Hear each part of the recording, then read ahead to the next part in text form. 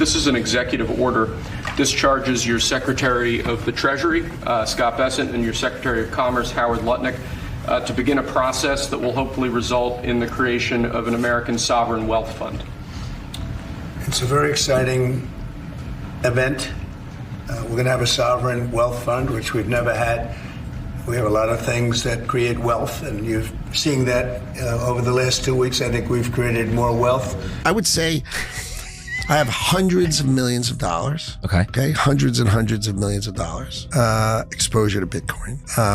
And it will be billions. I was going to say, so next year when you come back and we'll do this again and you'll be a Bitcoin billionaire and yeah, but you remember that model I told you? So if every time Bitcoin dips, I'm going to be the buyer. There's my man, Kelly Kellum from the BitLab Academy, hanging out, relaxing. It's been a hell of a day in the crypto markets, and we saw some pretty scary things today on Arkham Intelligence regarding World Liberty Fi, what Trump's building out for decentralized finance. We saw some major movements out of the holdings of World Liberty Finance. Chainlink, Ondo, Athena, just to name a few, all made their way out of the holdings of the treasury of World Liberty Fi. It looks like they have done something unbelievable. They've moved the holdings to Coinbase Prime. Now, when we're looking at this movement and the context of the release that World Liberty Fi put out today, a rebalancing of the portfolio and not selling the tokens, but rather redistributing them and holding them in different locations, moving them to Coinbase Prime, and also their history of buying wrapped Bitcoin in the Coinbase Bitcoin CBBTC. This looks like everyone's freaking out for no reason. It does look like Coinbase Prime is going to be part of the custodianship for Trump's World Liberty Fi. And it makes sense. You don't want the markets to just track you on Arkham Intelligence and basically trade around your movements in an outward manner. So I am not too worried about this right now, folks. It does not look like they're just dumping it all on our heads, but we have to be wary of these movements. And really in this altcoin season, it's been very blue ballish. I've had some larger thoughts. I talked on the live show about altcoin season, when to expect it. I actually have some pretty good news. Comes with a little bit of pain, but here it is. The traditional 4-year cycle looks like it might be dead. If we're expecting Bitcoin to fall by 60-70% in 2026 as the United States Treasury moves forward with their plan to buy 200,000 Bitcoin a year for 5 years, all bets are off. Our models are done for. And this is the institutional worldwide adoption that we've all been waiting for crypto, but it comes with Max Payne being up only. Now, yes, there will be dips, and as Howard Lutnick said at the front end of this video, every dip that he sees, he's buying. This is the guy that's leading up the sovereign wealth fund that was signed into existence by the executive order Trump did last night. And in my opinion, the easiest move for making up in Satoshis in the altcoin sector is by fading the American-based projects. Basically, I'm stacking up American-made goods. Constellation DAG's in that. Chainlink's in that. Ondo is in that. But even there's other really great picks that World Liberty Fi is holding that likely are going to do very good, like Athena, Aave, and a few others. And today, David Sachs is coming out talking about putting Wall Street on the blockchain, tokenizing Wall Street, and we've seen massive partnerships announced through adding liquidity to these global markets through Ondo Finance, with Wisdom Tree, Franklin Templeton, BlackRock, all of the big dogs, folks. So they are rolling out the plan to literally tokenize all of these assets on chain, and this is the adoption that we're looking for. It just feels a little weird because we haven't seen up-only moment for altcoins yet, but in my opinion, altcoin season actually might last a little bit longer than we're used to. Seeing the current context of Bitcoin dominance spiking back to the upside and potentially even closing a solid candle above its original peak, I'm feeling like we have a little bit more time to stack altcoins for that good upside in 2025, but I am absolutely taking everything off of the table by the end of 2025 into 26 to roll into Bitcoin and real estate once again. Now, Bitcoin, something you never sell, and it's a mistake I've made in the past,